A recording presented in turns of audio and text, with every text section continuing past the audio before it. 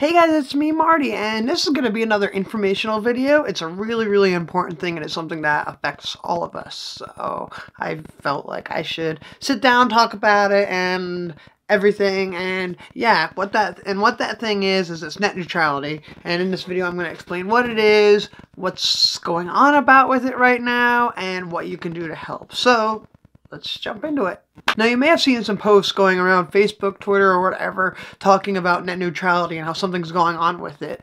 And you may be asking yourself, what is net neutrality? Well, net neutrality, to put it kind of very simply, is imagine the internet as a giant highway and everything on it moves at the same speed no matter where it's going and no matter what direction it's going in, and nothing can interfere with that or get in the way of that or change the way that speed goes. Everything moves fairly and evenly. That is what a neutral net is, and if that sounds like a good thing, that's because it is. The net has been neutral pretty much since its invention, but people have tried to change that.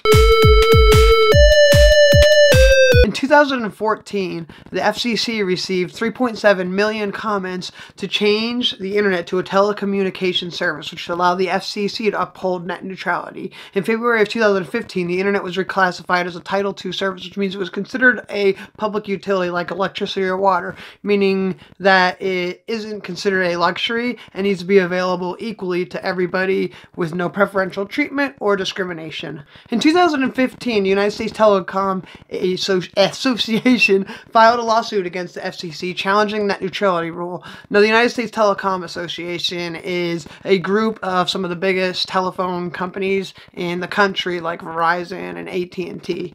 The U.S. telecom industry argued that the FCC reclassifying broadband carriers as common carriers is an overreach on the part of the FCC and that the regulations would hurt their business. In June of 2016, a 184-page ruling, the U.S. Court of Appeals in D.C. upheld the net neutrality rules of the FCC's determination that the internet is a public utility and not a luxury. Now, fast forward to 2017, and in enters Ajit Pai. I think that's how you pronounce it. He is the chairman of the FCC, appointed by Trump when he came into office. He's also a former lawyer for Verizon. He wants to change the rules to scale back the restrictions that were put in place back in 2015 for internet companies and stuff like that, and return it back to its prior classification as an information service. So what does that mean to you? Well, remember that highway I talked about?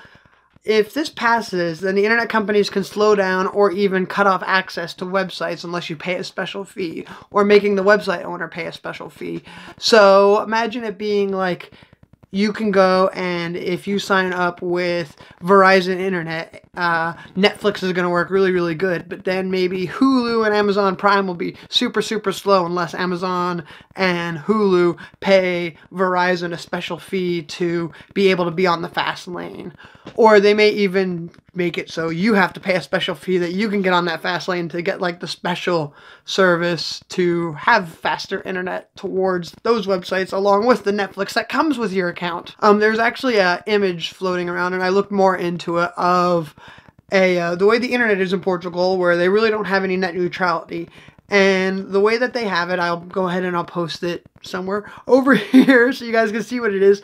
I looked into it to try to understand what it means, because on Twitter it's just like, this is what net neutrality, this is what it looks like without net neutrality, and it really doesn't explain it, and I wanted to know exactly what it means, because at first glance it looks like, you know, hey, I have to pay €5 a month to be able to go on social media websites, but I also need to spend another additional $5 if I want to go on YouTube. But that's not exactly how it works. It's kind of misleading. What it is like, you have a data cap of, say, 2 gigs.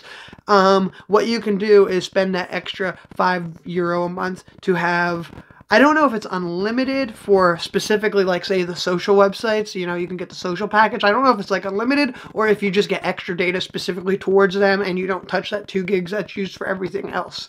So, but once you run out, then your speed is capped and everything is slowed down except for the things that you paid that extra for.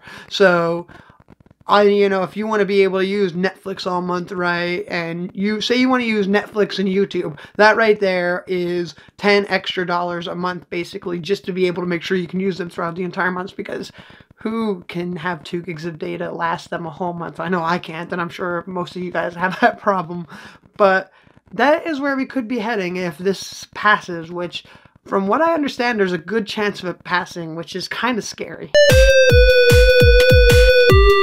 So you may be thinking to yourself, what can I do to help? What even is there for me to do to help?